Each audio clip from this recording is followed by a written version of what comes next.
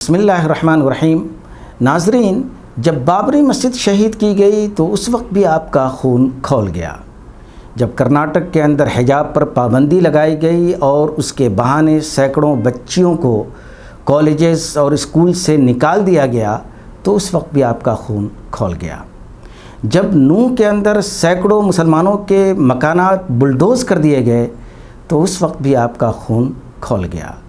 और जब मुज़फ़्फ़रनगर के अंदर एक मुस्लिम मासूम बच्चे को दूसरे हिंदू बच्चों से थप्पड़ लगवाया जा रहा है तो इस वक्त भी आपका खून खौल गया। मुसलमानों के बरखिलाफ़ दूसरी कौमों का हाल बिल्कुल मुख्तलिफ है। जापान को ले लीजिए, 1945 में जापान को अमेरिका ने तहस नहस कर दिया, मगर सिर्फ 20 सालों के अंदर जापान अपने पैरों पर खड़ा हो गया और 1978 से लेकर के 2010 तक वो दुनिया की तीसरी इकनॉमिक ताकत था। जापान ने ये ताकत कैसे हासिल कर ली? सिर्फ एजुकेशन, सिर्फ टेक्नोलॉजी। इज़राइल 1948 के अंदर जब बना तो इतना कमज़ोर था कि 5 अरब मुल्कों ने उस पर हमला कर दिया। उस वक्त उसको बचाने के लिए अमेरिका और दूसरे कंट्रीज़ आए और इज़राइल बच गया। मगर जानते हैं कि 1948 से लेकर के अब तक 70 सालों में इज़राइल ने इतनी ताकत हासिल कर ली है कि अगर पूरे गल्फ़ कंट्रीज़ मिल कर के भी उसको मिटाना चाहें तो नहीं मिटा सकते। उसकी ताकत का राज क्या है?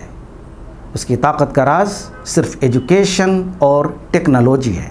दुनिया की किसी भी कौम को आप उठा करके देख लीजिए, अगर वो ताकतवर है तो उसकी ताकत के पीछे एजुकेशन है। मगर हमारे कुछ अहबाब ये बहाना पेश करने की कोशिश करेंगे कि वो तो कंट्री है, जापान एक कंट्री है, इज़राइल एक कंट्री है और हम हिंदुस्तान के अंदर माइनॉरिटी हैं, कमज़ोर हैं, लाचार हैं, तो फिर हम कैसे तरक्की कर सकते हैं?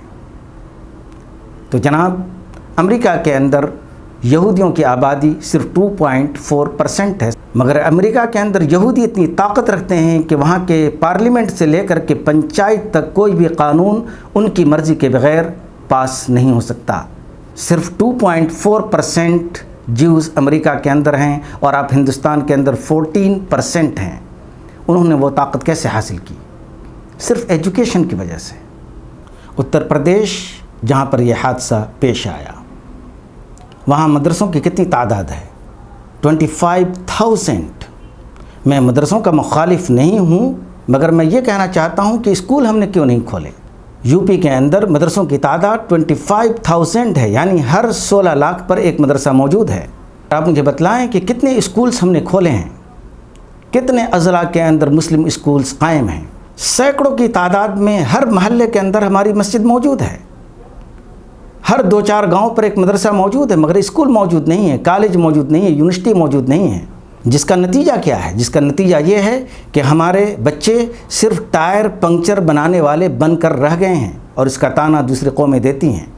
आज हमारे बच्चे जब दूसरे के स्कूलों में जाते हैं और थप्पड़ खा करके आते हैं तो हमें गुस्सा आता है, हमारा खून खौलता है, मगर हम एक्शन नहीं ले सकते, हम अपनी तालीम का इंतज़ाम नहीं कर सकते।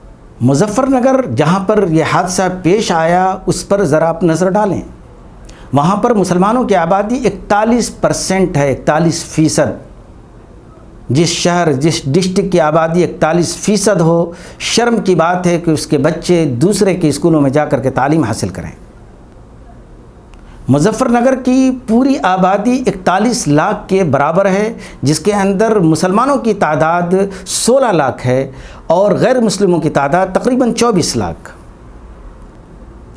अगर ये 16 लाख में से सिर्फ 1 लाख अफराद ये तय कर लें कि हमें स्कूल बनाना है और 1 लाख सिर्फ मुज़फ़्फ़रनगर के लोग सिर्फ 500 रुपये 5 साल तक दें तो हम 50 स्कूल कायम कर सकते हैं।